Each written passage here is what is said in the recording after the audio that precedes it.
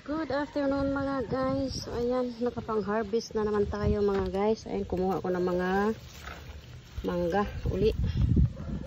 At gagawa na naman ako ng mango chutney. Napang-stock. Ayan, nakakuha rin ako ng saging, puso, langka, miracle fruit. Ayan. Ayan pa, marami pang bunga doon sa puno. At kumuha ako ng santol kasi gagawa na naman ako ng santol pie. Ayan. Ayan ang ating mga harvest for today. Ayan.